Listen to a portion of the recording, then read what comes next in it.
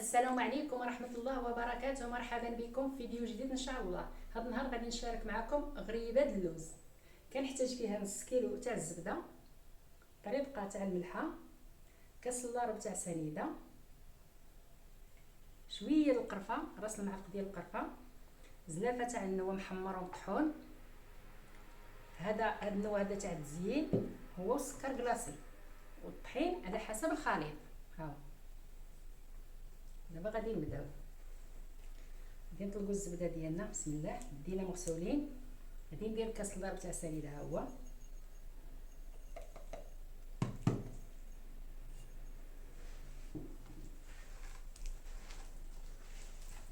غادي ندخل السنيده في الزبده. دابا غادي نزيد داك راس المعلقه تاع القرفه، ها هي. غادي نزيد زلافه تاع النوى مطحونه ومحمره ومطحونه، ها هي. غادي نخلط الخليط ديالي هكا.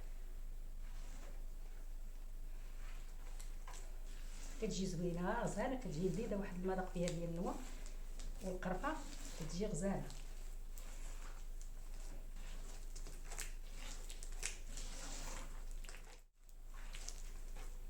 غادي نبقاو نعكو حتى يدخل داك اللوز اللي كيكون مكور حيت مطحون،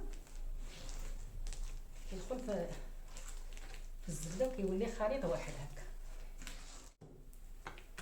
عفوا انا نسيت الخميره. هنا خميره 2 خمارات ونص، ها هو 2 خمارات ونص. دابا غادي ندير الطحين ديالي هكا على حسب الخليط. غادي ندير 2 خمارات ونص، ها هما.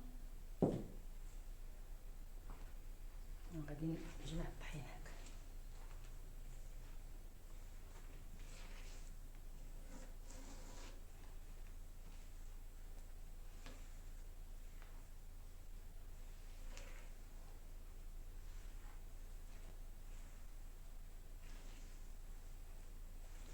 غادي نجمع الطحين ديالي ونولي نتلاقى معكم. دابا العجينه ديالي من جمعتها، ها نتوما كي كتكون هاك، ها تخليوها هاك، ماشي تقصعوها بزاف، تبقى رطبه. دابا انا غادي نلوي الغريبه ديالي.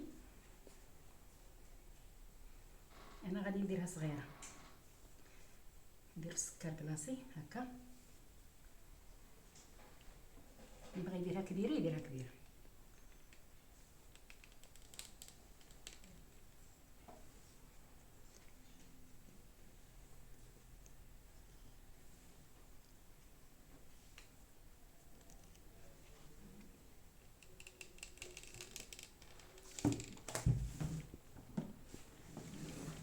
غادي نكورها في السكر هكا.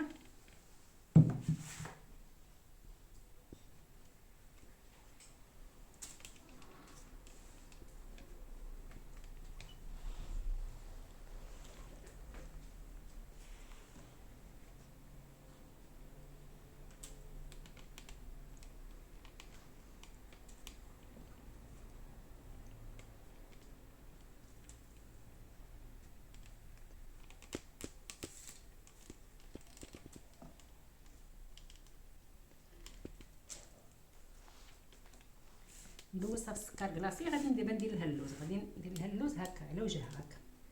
ندير اللوز هكا ناعس هكا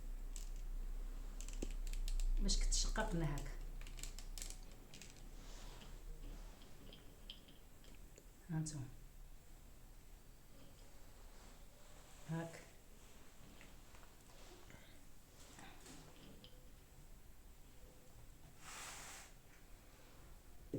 تيبان لكم.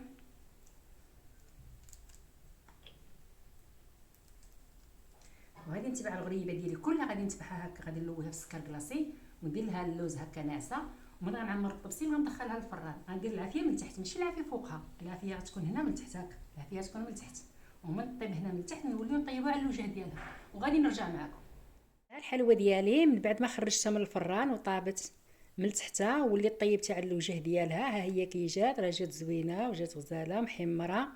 وانا غنديرها في الطبسيل ديال التقديم ونرجع معكم.